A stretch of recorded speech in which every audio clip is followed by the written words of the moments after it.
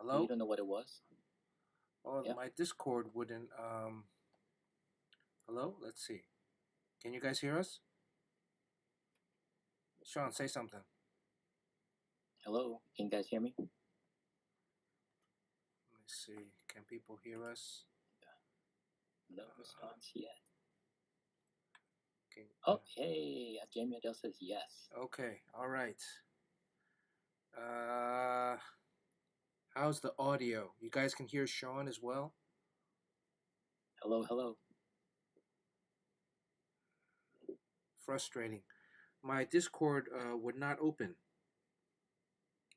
So, on my desktop. I don't know if it's something that it worked the other week, but We got the green light. It's fine. Everything's a go. okay. Well, this might be a new setup then. Because then, if this is the case, I don't have to open the app or the Discord app on my computer. I can just open a direct feed from the audio from the computer itself. So it's just a matter of how well is uh, how well is the quality of my audio coming in. But you say it sounds very good. Okay. Both of us. Yeah. And then just imagine if Fletch comes in later and he sounds like a golden voice god, uninterrupted. Yeah, well, we'll see. Actually, can you text the group, Sean? But I mean, I'm not going to be able to stream from long today. What am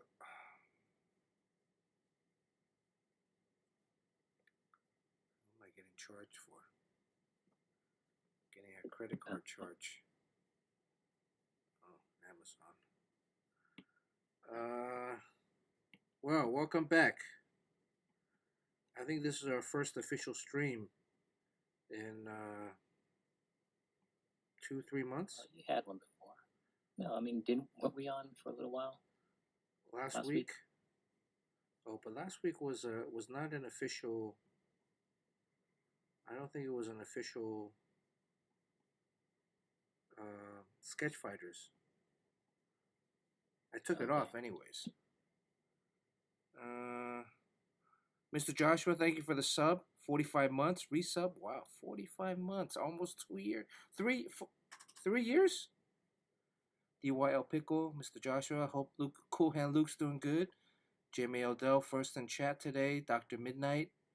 How you doing? Lurky Lurk is here all the way from Canada. Lurky Lurk, 32 months. Thank you for the resub with Prime.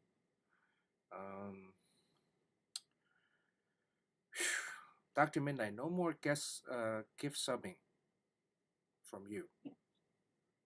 We're banning Dr. Midnight from gift subbing. All right, we appreciate everything. Hope your family's doing well, Dr. Midnight. I saw some sketches that you put up online. It seemed much improvement. Anyways, anything like a recorded thing? Like I tried to look at it. It's on YouTube, right? Dr. Mid, I think it's recorded. Maybe I'm not getting the right thing. But. It was a little bit more. It was a different style, from what I remember. Yeah. I gotta take a closer look at it.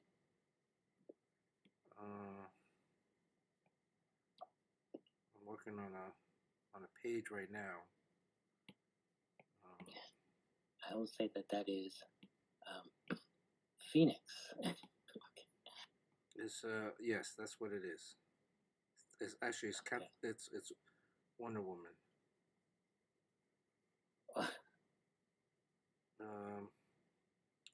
I don't think I can stream for too long today, because I still have a deadline. I need to finish this tonight. That's crazy.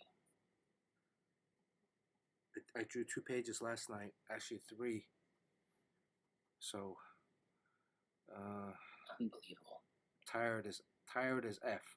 Golf Boy Sunday, good to see. Damn, Golf Boy Sunday. I'm looking at Golf Boy Sunday's basketball print right here. There's still a bunch of stuff I gotta send out. 4 years. Coming on 4 years. Yeah, actually, yeah, 4. We're over 3. 36 is 3. So we're coming up on, wow, 4 years. That's, has it been 4 years since the pandemic? Wow. Has it been that long? Sometimes, you know, like, lately, I wish, not to have any of the pandemic stuff, but I kind of miss the, sitting around the house, not having any responsibilities.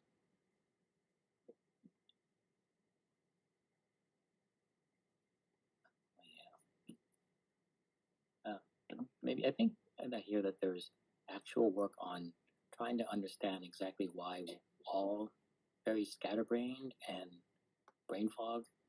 Yeah. It's like we all have like minds of like 80-year-old people now. And that's because of the pandemic? Well, they don't know why. It's just so many people are kind of like zoning out and then unable to focus. Is it? I think it may be that. But you know, what was that like? Maybe just really like a few months, like a year, half a year, 3/4 of a year. But maybe it's just this overuse of our cell phones. These things right here. You know. And climate change. It better not be the vaccinations because then we're like, oh, dang, they were right. You think it's the vaccinations? I don't. Oh, nobody knows. Did you watch the Dr. Fauci hearings yesterday or the day before? I didn't. I haven't been watching any news. Oh, you should have watched. It's interesting. They're trying to pin Fauci with all this stuff, and I don't know. I saw was that woman calling him Mr. Fauci because she refused to call him a doctor. Yeah, Marjorie Taylor Greene. Yeah, and anytime she speaks, I just really get annoyed, huh? Because you can prove someone's a doctor, right? There's documents. Yeah, and you know, like part of this is like I wonder, like all these people, like how did they do in school? I don't think she doesn't strike me as a valedictorian type, and you know, not that valedictorians should be running our country, but you know, just very, very. It's all for show. So I don't know. Oh, I mean, speaking of politics, I got a text from our old friend, and you know, remember Andy Smith? Yes. Yeah. He's leaning in a particular direction. Yeah. Okay. I mean, I knew these people as just friends way before Trump won the presidency, and then everything went crazy. But he texted me that he got his copies of Evermind. Yeah. And he read it, and he said he loved the artwork and loved the writing. Yeah. And he wanted to talk about it, and then he wanted me to possibly come on his channel. Okay. And then I was wondering, like, wait a second, like, I remember him being close to a certain political leaning. So I watched some of his thing, and yeah, he is. I'm not sure how much politics comes into it, but I know that, you know, that he was kind of associated with that group. But then, like, should that matter? Because if someone likes your work, and no one else said like to come on the show, but he said he wanted me to come on the show and discuss it because he was really into it. And he has his own book coming out, or he has been kickstarting. So I don't know. I don't know how to respond to that. I think you should ask him who else is going to be co-hosting. Right? Oh, I think he has his own show. I mean, he has a regular co-host, but it's I think we're I don't think he's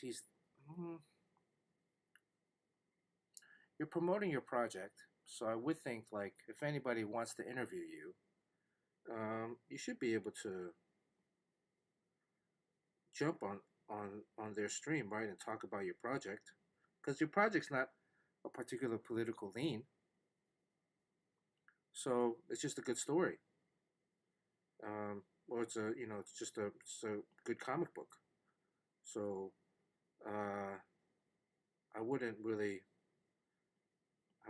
see it as anything. All right, well, that's good. I mean, there's a, these people, I see them as friends from the old, the old neighborhood. I mean, we go back along. We got all our starts around the same time. I shared a hotel room with him once. Oh, really? Oh, I I don't know. When was Maybe that? it was on a death day. I don't know. It's a some time ago. We went on some sort of like company thing. Oh, was it when we went to the Acclaim retreat?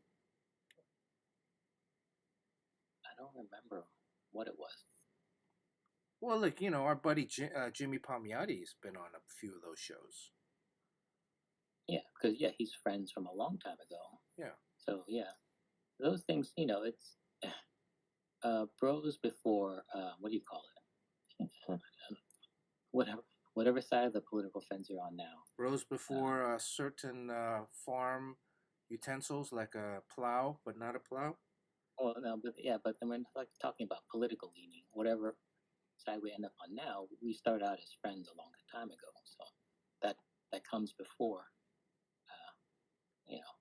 It's like if we would be just doing this interview from both sides of the Berlin Wall, just as old friends. I would say, if you're on there, you can also stipulate like, hey, let's talk about the comic, and then if you feel like the conversation is leaning politically, you can make a comment. Well, I don't know if you would, but make a comment, say, hey, let's try to keep this.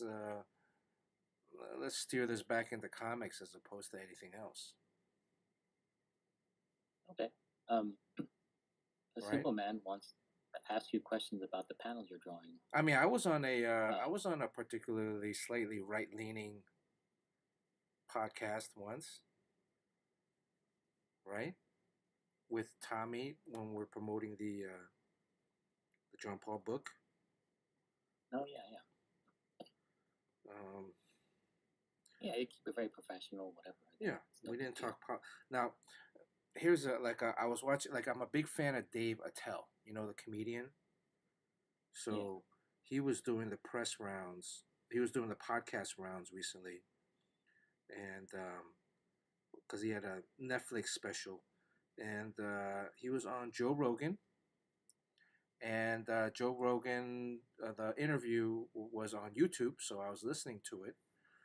And I was assuming that, well, the conversation would really just be talking about Dave Attell's comedic past and, his history and maybe his process. But Joe took it to a very political topic. He was talking about immigrants and policies and I felt like, well, it's such a loss of an opportunity when you have like a guy who doesn't do a lot of Attell doesn't do a lot of interviews to begin with, but then now he's trying to pin him on some particular political things. So I'm like, but that's up to you. I don't think it would. What about your publisher? Is he going to go on? No, I don't think so. So what did Simple Man's asking what this is? I'm drawing. I'm blocking out all the other panels. Yeah, I'm blocking out all the panels. All the other panels. This one is Wonder Woman jumping over a bunch of soldiers.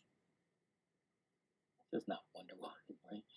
This is your X-Men book, right? But you don't have to say much more about it than that, right? So yeah, it's just Wonder so you're Woman starting jumping over a bunch of soldiers. What number panel is this on the page? It's a double page spread, so you can see the layout. One double page, so the page 2, 3. This is the last page. Look at those panel borders. holy stained glass. There's 9 panels on this page. This is a big one, big action shot, and then breaking down into individual action shots. And you know, some of these they're kind of small. They're not going to be.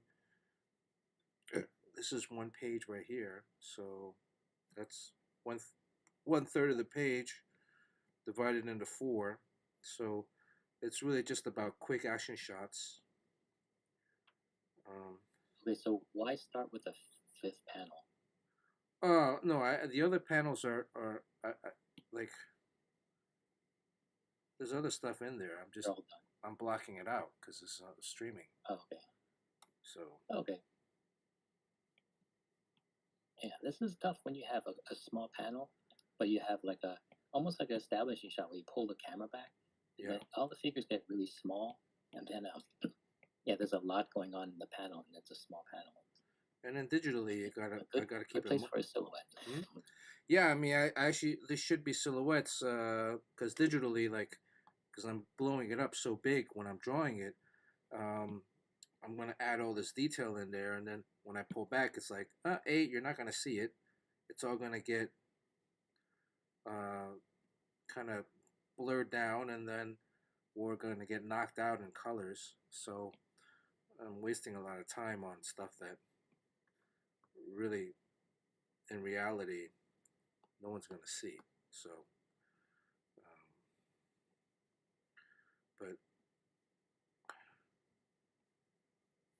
but right now I'm just getting the structure of the figures in before I go in and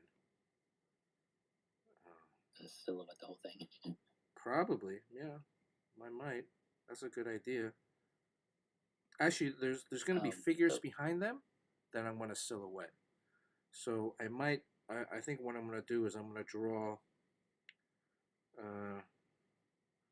two or three of them with a particular details. Okay. And then here's another soldier in the foreground. I want to make sure that I have foreground, midground, background elements. In a tiny panel. Yeah, in a tiny panel that's going to be 1/8, 1/9 of the page. So do you have one panel there that's tiny that has just like an eyeball in it or something?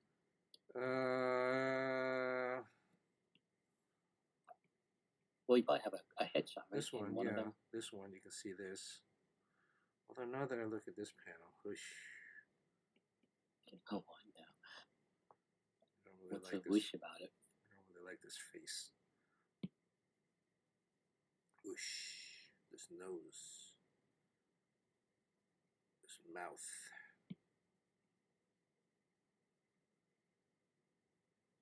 Move it in a little bit.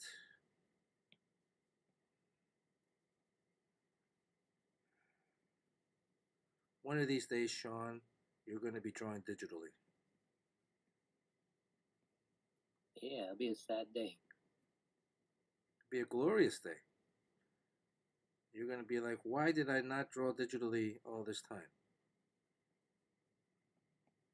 Well, you're one of those people that can get an ink look with the digital. I mean, the thick and the thin, you actually have more character in your line digitally than you did when you had. Because when you ink traditionally, you would use pens. Yeah. And those pens, you can't set the variants or whatever. Well, this next book I'm going to be drawing after this, I'm planning on doing traditionally. Oh, wow. So that's going to be a big shift. Yeah. So that means the pages are going to be worth something. We'll see, ideally. But then there's going to be another book in between that I'll probably draw digitally. So I'll still have, I'll still be using my iPad. I'll still have some stuff. Let me see. I think this.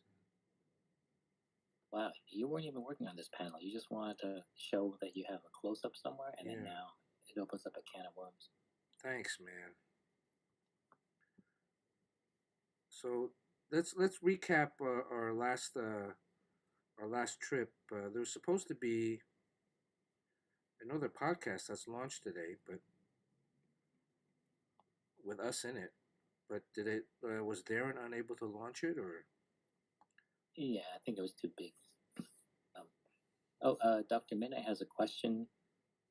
When when making character designs, do we do it digitally or traditionally? It can be either way, right? Yeah. I mean, a lot of times you can do it traditionally, like if you do it on a napkin, or a lot of times when you're designing characters in comics, you're moving so fast, you actually just kind of wait till the last minute to design it, and when the person shows up, you kind of just ghost in the figure, and then you start designing it right there on the page. So, well, don't tell him that. Yeah. Sean's talking from the perspective of drawing. You're drawing a monthly book, so you don't have like a ton of time to devote to, visual development per se.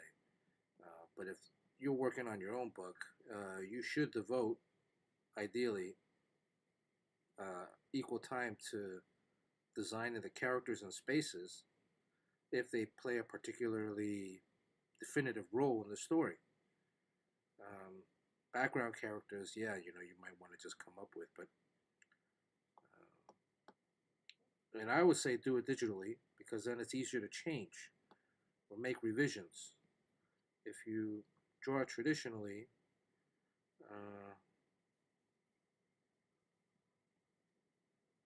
if you wanted to change certain things, you'd have to either draw over or redraw. But digital, you can easily copy and paste some of the things and be a little bit more efficient. So I gotta say, your digital work has gotten. You can in Teen Titan books, you can tell that book was digital. It has that digital feel that a lot of times I don't really like, and that was in the early days. And then now your inking on Procreate is actually, I think you got all the right brushes and the right settings, and it actually is indistinguishable from your traditional work. Oh, well, thanks. I do find that when I draw like commissions now, it's a little bit more difficult.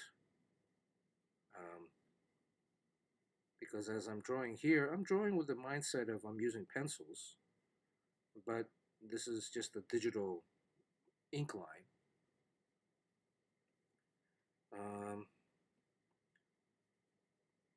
And this brush that I'm using is the Clayton Henry brush. So it does have some variance to the line thickness. So if I push down thick enough or push down enough, the line will get a little thicker. But still thin enough to where I want it. Whereas if I'm using a micron, I might not be able to get that much variance. And there seems to be no lag at all. Like that's what really bugs me sometimes. But it seems like your ink lines are just following your pen right underneath it. Yeah, there's no lag, man. I mean, is that what you're concerned with? Is the lag or?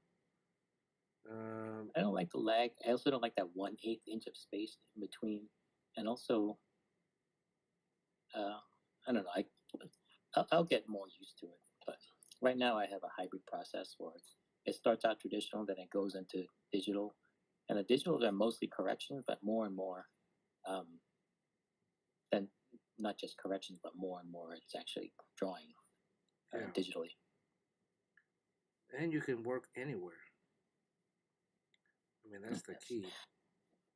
Work in business class, work in the prime class lounge. You can work in the lounge. You can work.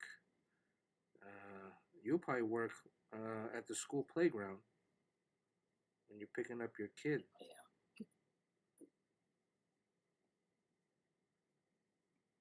And then if you make a mistake, one thing we have to talk about is what is it called? Era. Huh? The Instagram alternative. Oh, have you joined Kara? AI scraping. No, I haven't. I don't plan to, but I was wondering if you were. I did park my name on there. but I Yeah, I haven't. guess that's something you have to do. Yeah, I mean, I parked my name, but I haven't really announced it. I mean, you can find it. It's the same screen name. I don't know how. Wasn't there like another creator artist friendly? Hey, here's your Jimbo. Um, Vero. no, well, there's Threads, right? But then there was another one before that. That wasn't Instagram, but that was like everybody started jumping onto it. But then it disappeared Vero. after like a week or two, right? Yeah, like a couple years that's ago. every time that happens, you get burned and you don't want to do it. And I understand why people are doing, it, but I don't. It's not for me. Um, because I'm not really afraid of the AI scraping. Well, So there's gonna be AI barf bags in a little bit, and then AI Running Man toys. Um, Look, that's the thing is like I think anything online is gonna get scraped at some point, right? Um, yeah, I don't know how Kara is gonna be able to prevent that well, in a because of glaze, what's glaze? it makes it AI. It's like it inoculates it against AI, so that AI can't scrape it. Really? Yeah, and that's the whole reason to do it.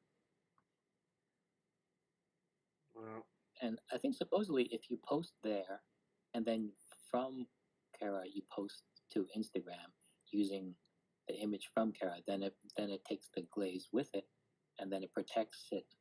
It puts a condom over your drawing, really? so that it. Yeah, I mean that sounds like a lot of work though.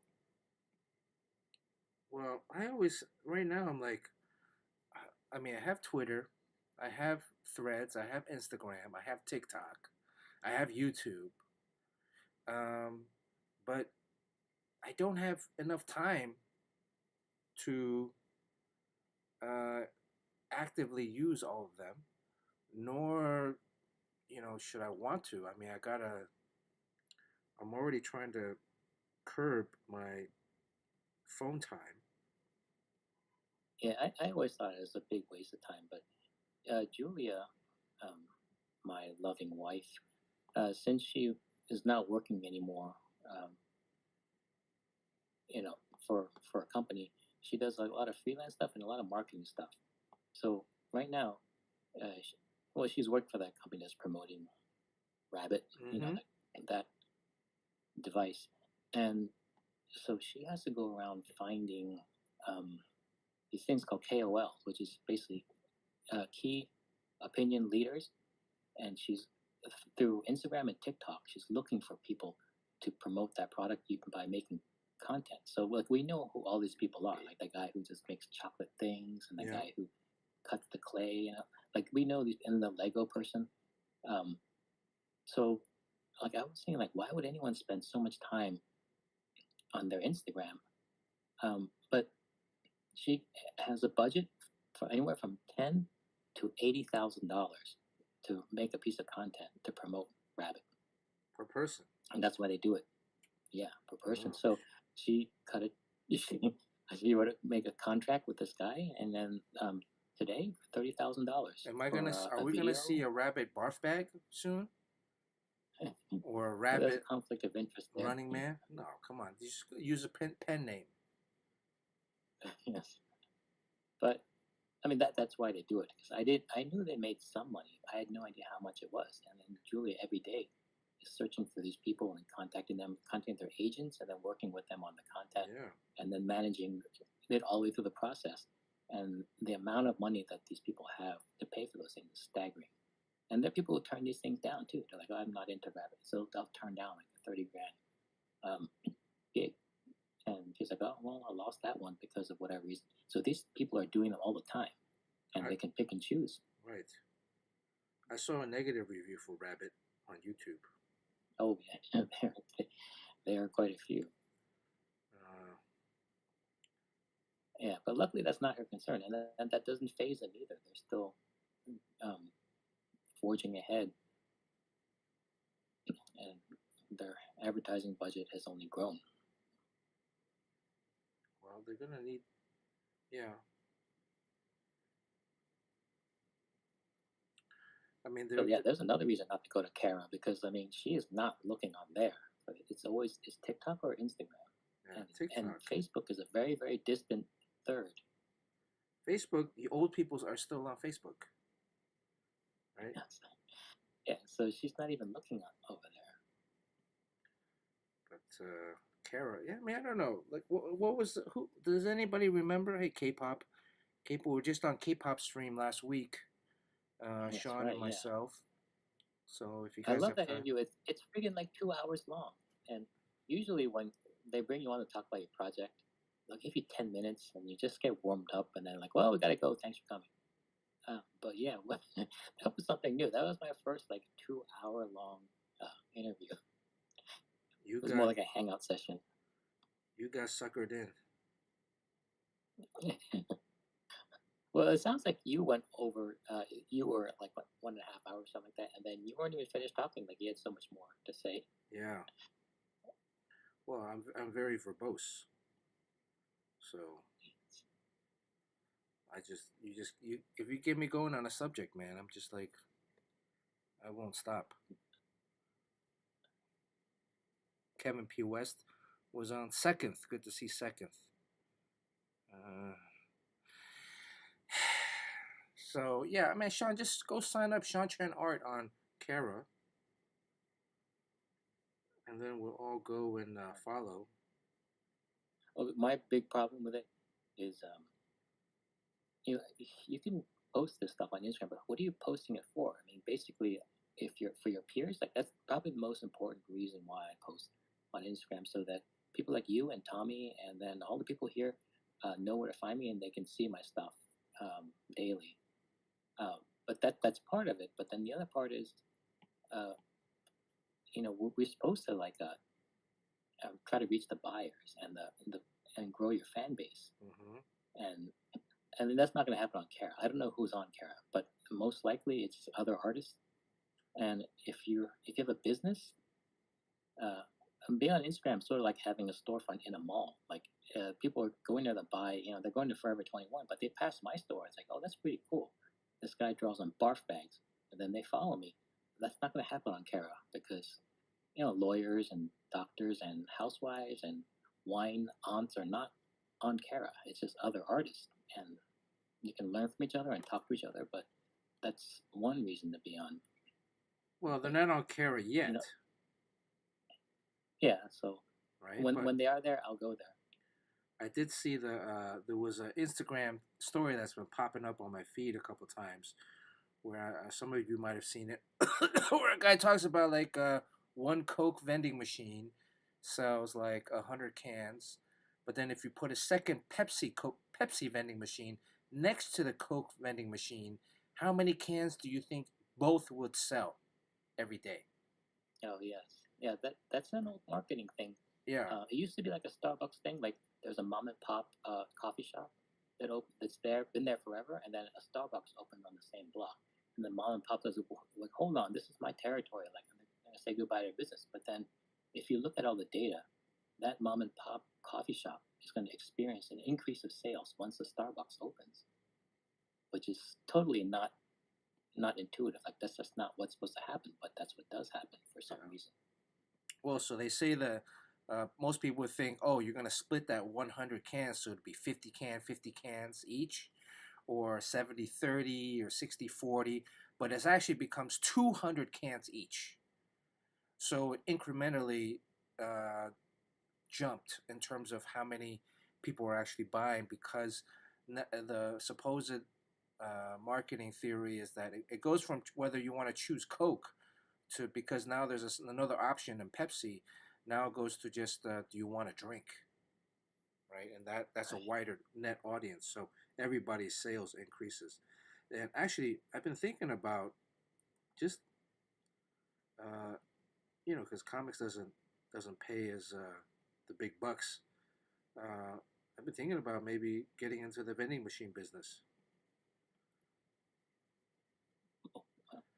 Yeah, it's pretty good. I mean, like that whole laundromat thing, coin operated laundromat thing. That's all very good money. Yeah, but it's all in It's like you coins. just have to. You're just gonna have to It's get a good money, coin. but Yeah, you're gonna have to get a coin reader, a coin counter. yes, You're gonna smell like nickels and dimes and quarters the whole time.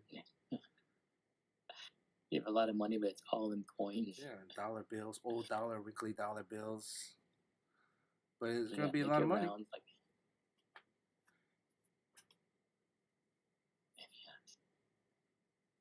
Or a laundromat. Somebody a few years ago asked if I wanted to buy a laundromat. yeah, that's money. Like, you wouldn't believe how much money you can make from that, but you can definitely become rich off of those things, and it operates by itself. A lot of times, there's no attendant there. Yeah, I was just thinking like I would, if I opened a laundromat, I would like just there would be an office there. I just sit in the office and work, like draw, right? And then that would be like my studio space, and then making money if I'm not drawing. I mean, I mean, the only thing is you'd have to swallow your pride a little bit because I think there is a stigma against people doing it. It's very blue collar, and if you're an artist, you're like, oh, you think like I thought he was a great artist, but he actually also owns a coin operated laundromat. well, what Yeah, about and an I think just arcade? You know what's like really popular in Taiwan are like the claw machines and the oh yeah, gachapons. like or like gachapons, yeah. Yeah, but the claw machines, We man, should there's like claw machine shops like every block, you know, and you like can buy a gachapon machine and then also buy a whole bunch of the empty containers, right? And we can fill it full of our own shit. yeah. Well, the gachapons, uh, I mean, I'm a big sucker for gachapons, but um, like your daughter, I got your daughter like 3 gachapons during that Yeah, trip, she right? loves them all. And All three of them are like high quality stuff. yeah, they're not cheap. Like one of them was 200, 300, 300. What is that? Almost like $10, $8, $8. That's One was like the almost $8. the turtle, right? Yeah, That turtle, the fidelity on it is yeah. amazing. It's and actually quite educational. So they have like So we different. I should mean, do that. they have cheaper ones. I was thinking about like for Jerry, Comic Con have a yeah, gachapon. let's run that by Jerry. You know, put a gachapon on your table. Have a couple prizes in there, and then random prizes, stickers, and then also like a sketch. You know, like a ticket for a free sketch. Right. James Quo, what's the Yeah, meaning of gachapon? You gonna say something, Sean? it's like a mystery box, right? Do you think it would be wrong to like if you were to give like something very valuable in one of them, but then you know how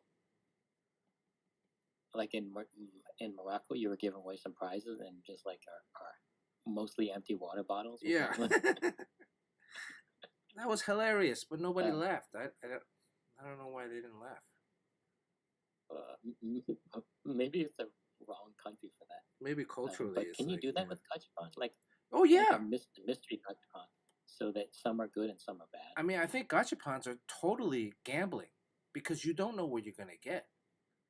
So, like in Japan, they have like always good stuff in there. huh? No, well, I mean, there's stuff in there, but like in Japan, they have gachapons that are like $20, $30 a pop, right? If not more, and you can win like a Louis Vuitton bag or, you know, like a Balenciaga something or another, or you can win like a stuffed keychain. So what would our gachapons would be full of? Like one of them would like if you got a loser one, it would be one of your ass napkins, and then the winner one, like maybe like one of Courtney's panties or something like that. You know, that would be like our that's definitely like our gachapon type thing. Depends on what's loser. What's I don't know. Is it soiled? Which one? Your ass napkins? The panties. Well, doesn't that make it more valuable? I don't know. To some I don't people, know. that could be a health hazard. Elf. Um, all right. Well, we should think about that. Like, how much can that gachapon machine? Like, I know people who have it. Like Eight some hundred comic book bucks. stores. 800 bucks. Okay, and then you get a bunch of the plastic balls, and then I make toys all the time. So, and we can sign whatever we put in there. So yeah. Let's see, gachapon machine. 400 bucks. 400 bucks. But you can't put a drawing in there, can you? I think you can put like a ticket in there, right? And then you would hang the drawing up on your banner. So if you get like a ticket, this is this means that you get this prize.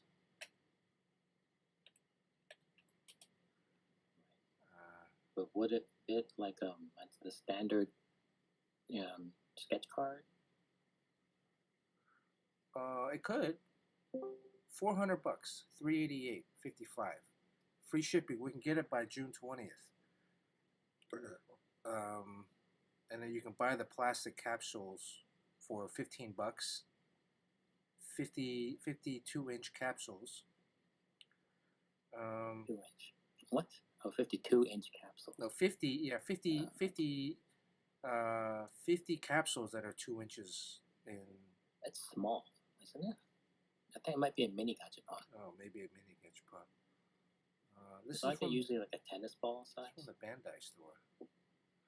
Well, they're all different sizes. I mean, they're big and small ones. So, but how much would you be able to? I mean, you'd have to use coins, right? So, that's the crappy part about gachapons or machines is that it's coins. And in the U.S., the people still have coins. Or maybe they can buy a token from you for like $5. But or is it hooked up to a square reader?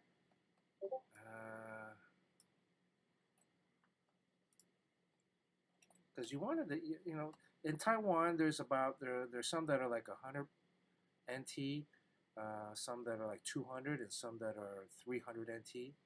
So, 100 is like $3. So this looks like it's the regulation size. But you want to get a double decker. You need to maximize different things. How about a gachapon and claw machine? Well, that claw machine, you can't really bring that to a show, right? It's just way too big. Oh, so you're asking Jerry so we can store this in Jerry's house?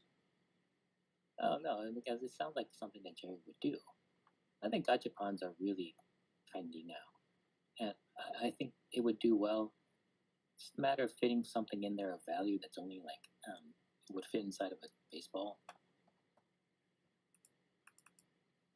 Yeah. Let me pull up this screen here. So Dr. Midnight asked if he considers a somewhat cartoony style of drawing to be bad for comic books, or it depends on the subject matter. Anything goes in comics. That's a good thing. Is that you can? So I draw very realistically, and I thought it would only really hurt my career. I think you have a copy of Wingman. Wingman is about as realistic as you can get in terms of a drawing style. It's just not the least bit cartoony. And then Bernard draws cartoony. And I think the cartoon stuff tends to be more commercial because it's friendlier. And then realistic style, the problem is we see realistic every day, so there's no real big experience there. But one thing that Mark Millar said when the Superman versus Muhammad Ali comic was being made, I'm telling Dr. Midnight this as if he hasn't heard it, but Dr. Midnight basically watches comics YouTube as much as I do. But when they're trying to figure out what the people who were putting that project together wanted a style that wasn't something that comic book people usually like, which is like an interesting style. They wanted something very normal, and so they wanted a realistic style. So I think people in general just really like a plain old realistic style, and then that really like tripped out Joe Madureira or Chris Bacalo is only something that we like.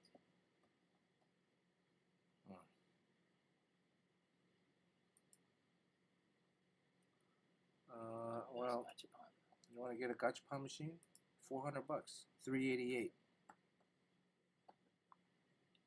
I was wondering why they look bigger, but I guess what's happening is they stack them all together, so they're usually there's 2 or 3 get stacked on top of each other, if not more, 4. So you need more,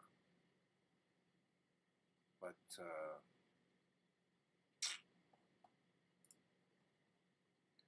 like see this on the right hand side. It looks so cool. See, this one looks bigger than the one that they're selling.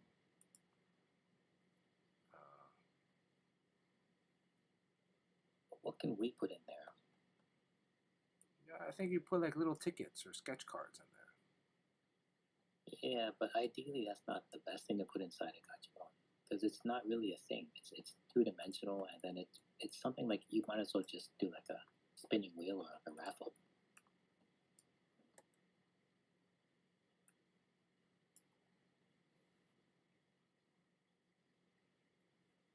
Yeah, see there's different kinds. This one has I need to go measure a ball. I don't have a ball here, believe it or not. You should be able, if you get a piece of paper that is a circle that's maybe 3 inches across, that's about the same area as a trading card. And then you can do sketch cards. Some of them you can do like serious, high detailed watercolor, and then some of them just a quick sketch. And then whatever plastic crap I'm making at the time, I can put in there. Or you can just get other stuff from other gachapons in there.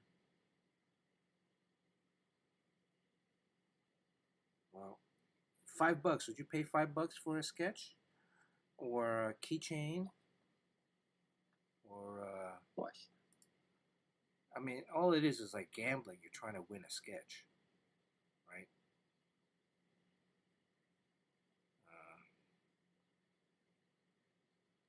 I had another business idea that's sort of serious.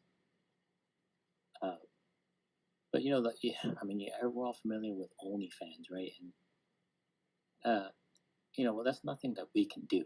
But if there was a Patreon that only had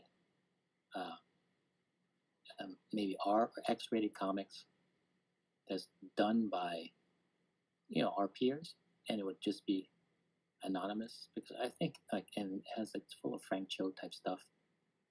You can't sell it through regular channels, so it's just by subscription only.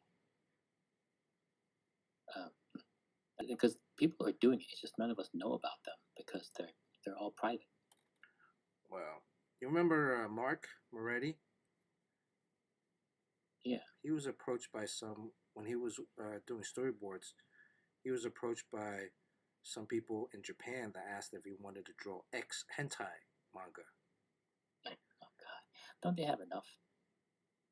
And because he was like, yo, you can make gangbusters doing that. Yeah, there's a lot of artists that are not making it at Marvel and DC, and like companies aren't hiring them, and they're having trouble making ends meet. So they do this kind of OnlyFans for comics that you would only know about through word of mouth, and then they would do comics. I guess it's considered porn comics, and just age restricted, and that's how they make their money. Do we know any of these people? Are you outing any of them? No, I'm not. Is one of them you going on his podcast later? Nope. I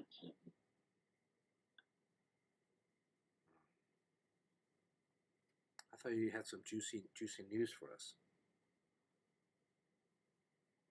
I mean, if you can't make it legitimately, there's always that. Well, that's legit. How is that not legit? Because it's underground, But I'm saying like if that whole area is covered by like, sometimes you can tell like, well, this person's not really making it at Marvel DC, so they're doing this, and it's kind of like a low hanging fruit thing. But if there was one where it just had like a big name artist um, who probably can hide their style, and it ends up being high quality. I mean, like a lot of stuff I used to read in heavy metal, it's yeah. not really disgusting shit. It's just basically it's more cheesecake and it's more fun, and then it's more just adult, and it's nothing really evil about it. It's just that it's hard to find a home for it because just some places won't carry it. Are you preparing us for Evermind issue 4, 5, and 6? Is this where Evermind is going? No, it is. And did you? By the way, did you get a copy of it? I didn't get the physical copy. I had to pay for shipping. Okay. I thought I already paid for shipping. But oh damn! I had to pay for shipping again. But I did get the digital download. I just haven't had a chance to read it yet. So I've been on deadline. So.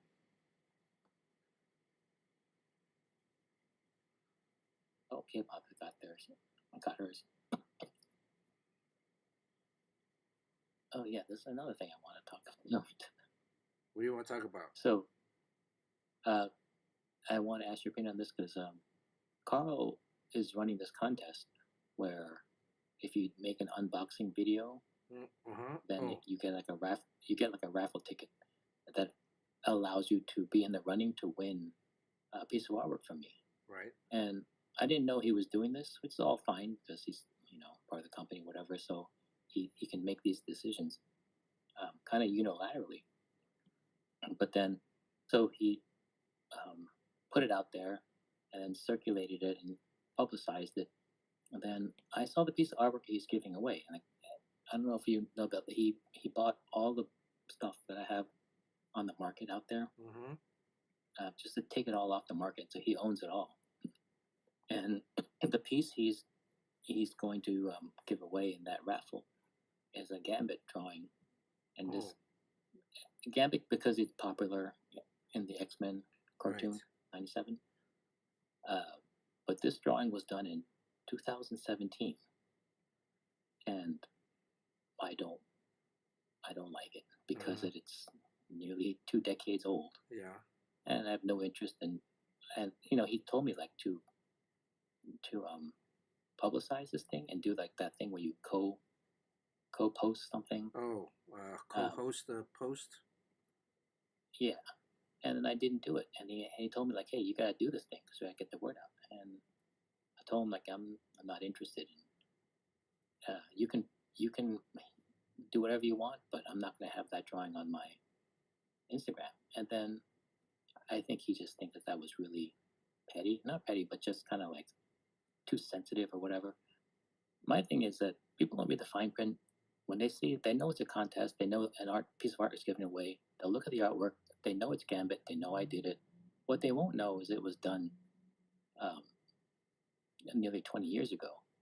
Yeah. And even though it might say like an old piece of artwork from this time, you can actually see the date on the drawing. But I think when people are scrolling through, they don't look at the details and stuff. And that was just, I think most people assume it's just something I did for this contest. Right. And that's really the state of my art, and for my Instagram, I don't really want to show that stuff because it's just too old. I will say that I did see that sketch briefly. I didn't see I think I saw it when I had to pay for the shipping, right, and fill in my address because it came up in one of the updates, and I did think it did look not like a contemporary shot. It looked like you rushed it. Yeah, what it was is it's a convention drawing from a long time ago. So that legitimately was how I was drawing back then. But there's no reason to bring that out to the forefront, especially when there's no way to tell people for sure that this is an old piece of artwork. Right. So I think he just thinks like, well, artists are just so sensitive or something. But no, there's a real reason behind it because people don't look at the fine print and they'll just assume. Look, Like I have this rule where I won't draw a picture of someone as like I get a lot of requests from like some guy who wants me to draw them as Superman. Yeah. And I was like, I don't do that because I don't draw likenesses. And also, if I put it on my Instagram or if he shows it around and it gets out there, people don't know that it's my friend Vargas who wants a picture of him as Superman. They just think like, wow, Sean does not know how to draw Superman. He looks like he's Hispanic and he's kind of like has a dad bod. And because they don't know the details behind the drawing, so it's just best not to do that. Right. No, I get it. I've done commissions in the past before, and then I've seen them, and then you cringe, and some people have asked, "Oh, take that down, please, and I'll give you a new drawing." Oh wow! And that's pretty hardcore. Even like quick, we used to do like really quick convention sketches, like quick headshots, like free headshots, but you're trying to pump out like a few hundred in an hour. And so some of them look real sketchy. And then people post it, and there's no caveat of like, oh, this was like a free sketch that was done in the line of a few hundred people. They think that that's the quality of the sketch that they're getting. So I would agree with you. I would side with you. And I would say to Carl, like, you are the company's asset. You shouldn't be putting out anything that's not top notch. There should be no work that's representative work that is not of the highest caliber, because it's a reflection of the company. It's a reflection of you. So yeah, you have a legitimate gripe. He's thinking of it as, oh, I'm giving a prize away, right? It's a prize, but it's not also just a prize. It's a piece of artwork that's representative of your skill set.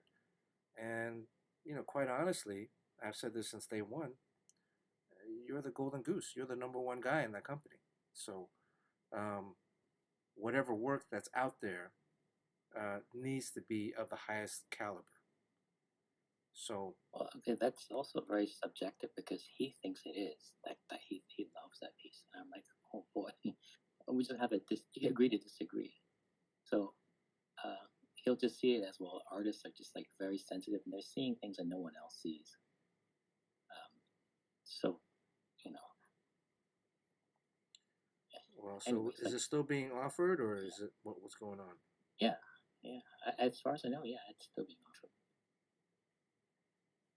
So, and then K-pop is in the running for it. So, well, if K-pop wins, here's the thing: if K-pop wins, Sean will take that drawing and give you a brand new one for free.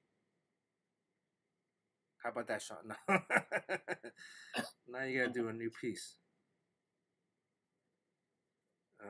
Yeah, it's another thing I was trying to avoid. Wow. Oh, cool. Dr. Mina, I think, found the download and the physical shipping. It's been it's all shipped, but except I think some people, if they have different tiers of stuff that gets mixed in there that takes longer to put together.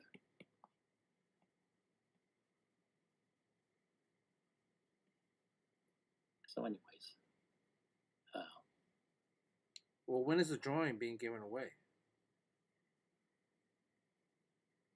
Well, yeah. So there's always the option to switch it up for something better or to do another. I mean, I've done 5 Gambit drawings since then, and I show them all to him, but he doesn't have those. Those are in people's private collections. So yeah.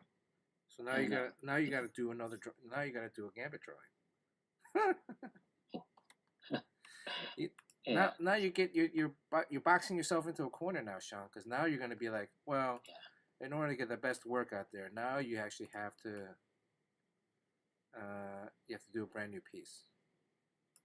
So yeah, I mean, if you look at all artists out there, I'm the one that seems to give away drawings the most.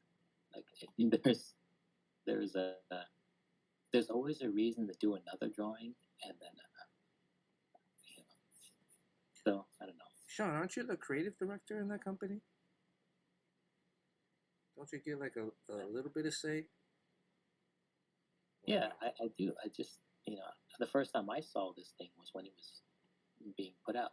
Usually, I'm game for these things. That's why I think he did it, because he just doesn't know that there's like nuances involved.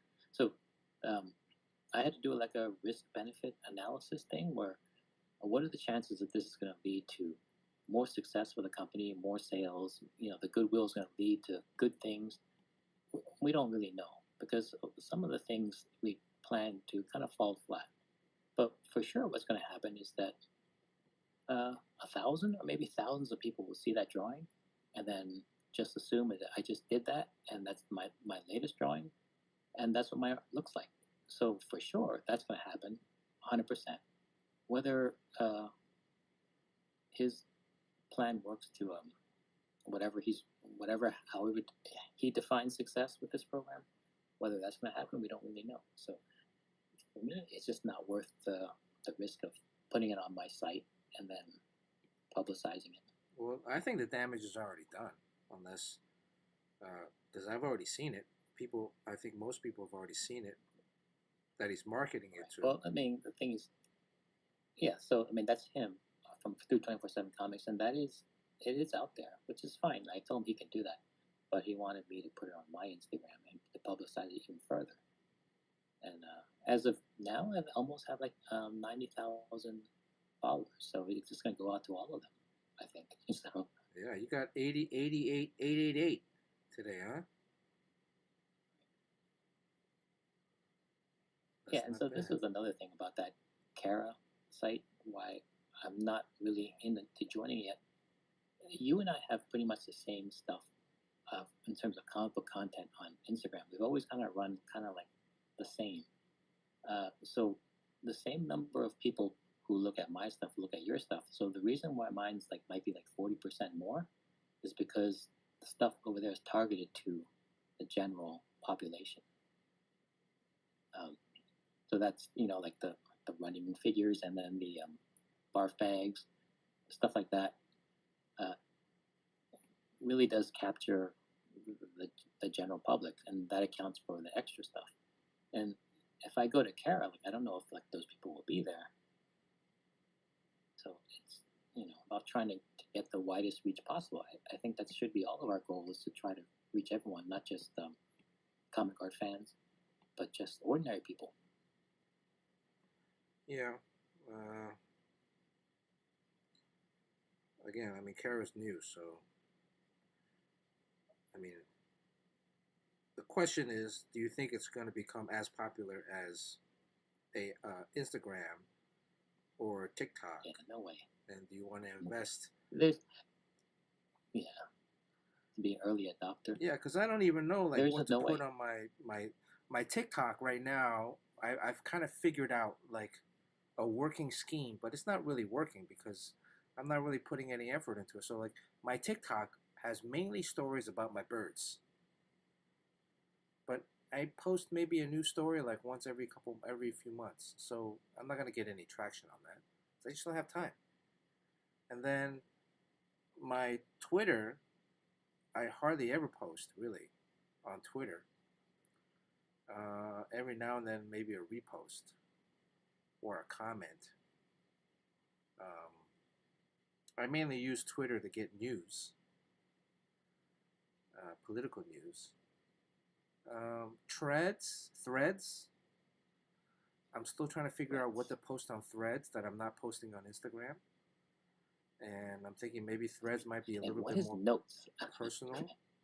There's notes? What's notes? Yeah, I don't know what notes is. Somebody said there's on notes. Instagram. VV code. So, I mean, Twitter is supposedly, a lot of people have really good traction on Twitter.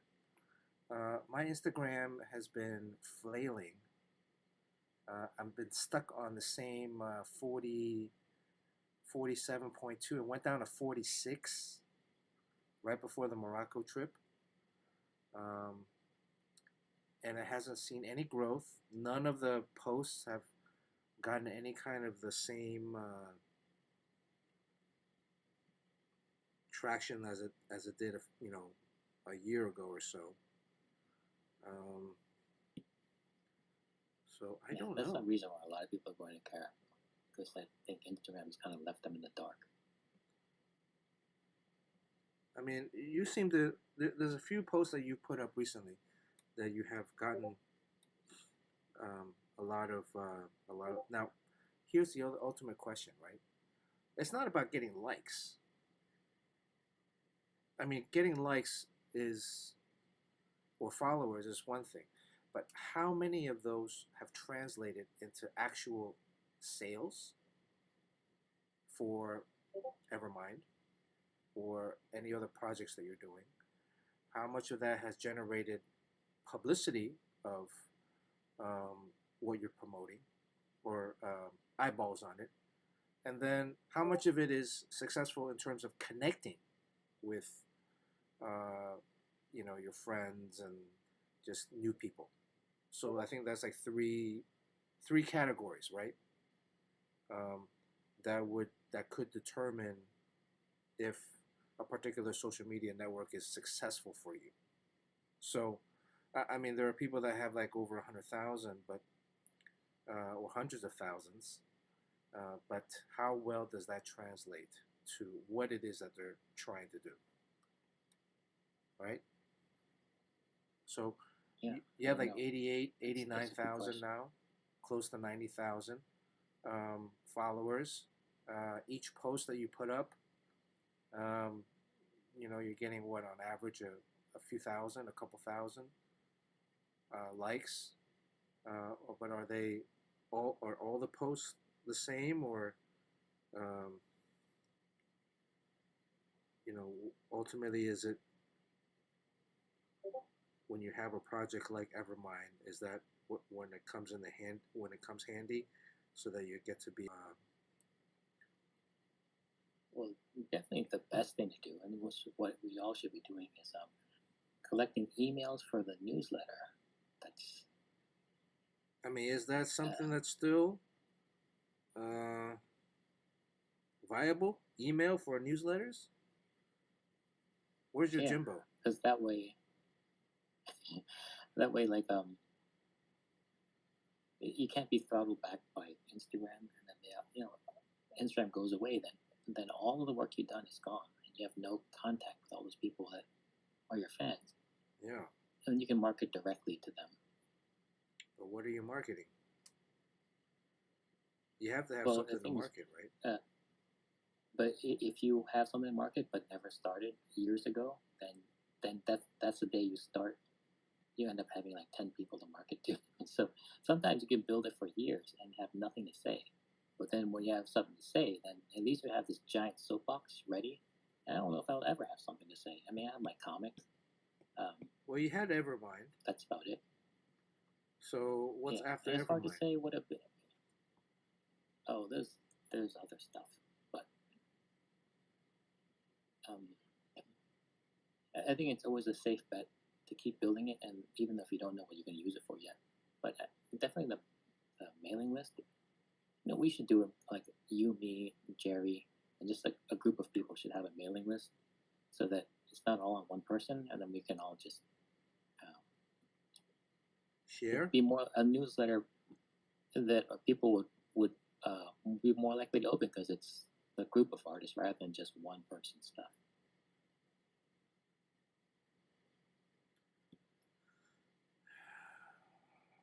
Oh, I gotta go. 8 o'clock. I gotta go. Any other last questions before we get out of here today? I was able to finish one panel. Oh, that's pretty good. It's a busy panel too. So this is the cloud brush that I like the luminance brush that I like to add in. And it gives it like a little bit of a fade. Dr. Strange brush. What's the question? There was a bunch of questions, art questions that we never really got to, but Next week, I'm going to be done with this issue tonight. Next week we'll be able to get back to our Awesome. kind of traditional, Live drawing. yeah, and be able to get a little bit more in depth. So,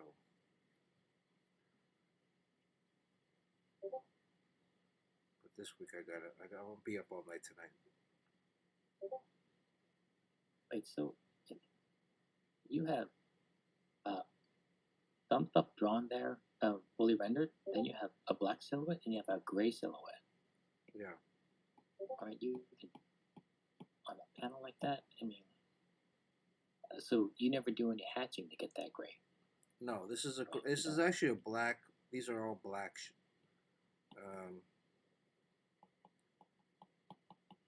But I'm turning down the opacity to about 60%, so it gives it a sense of depth. And then maybe I might put another one back there. You not like the? I mean, like Olivier Coipel would do that just by hatching a lot. And I guess the benefit of hatching a lot is that if you make your grays by hatch lines, it'll match the grays in the foreground figure that are also done by hatch lines. Yeah.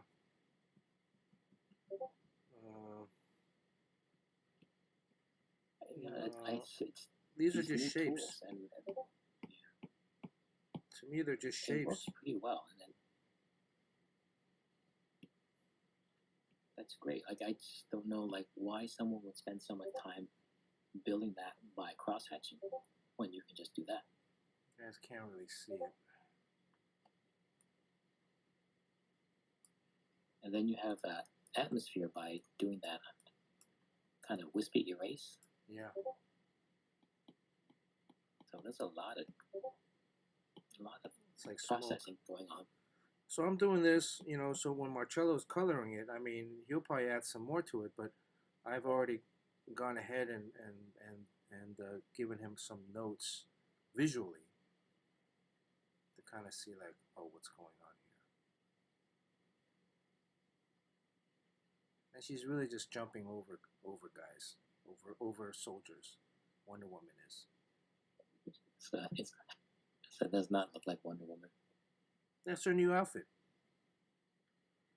Okay. Crispy Papa's here. Greetings from Melbourne. All right, I got to get out of here.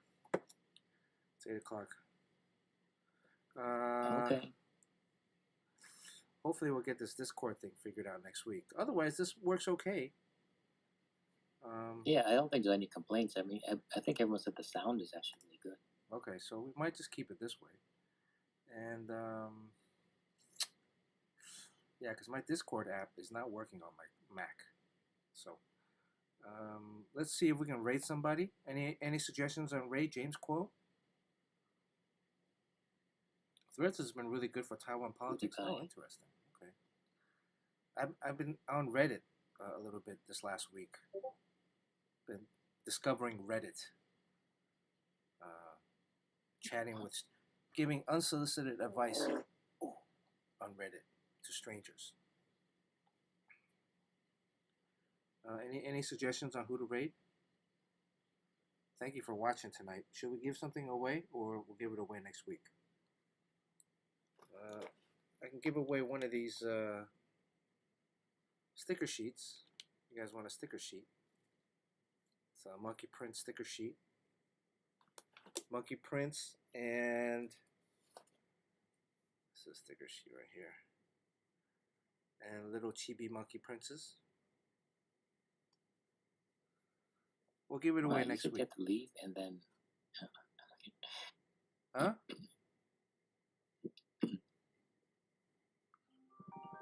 Oh, someone's calling. All right. Okay. Time to head out? And yeah, I'm gonna head out. But who are we gonna raid? Blow low, blow low. Okay, blow low. Who's blow low, blow low? Oh, don't. Blow. Blow low. Blow low. Sounds like it's in Chinese. Okay, all right. commercial, but the Venom commercial. By the way, I saw Madam Web the other day. Have you seen it yet? Well, yeah, I thought you were leaving. Yeah. But yeah, I haven't seen it yet. I'm gonna watch it. Yeah. I has some gripes, but all right, let's rate. Happy holidays. See you guys next week. Happy holidays. Stay safe. See you next Tuesday. Bye. Did we raid?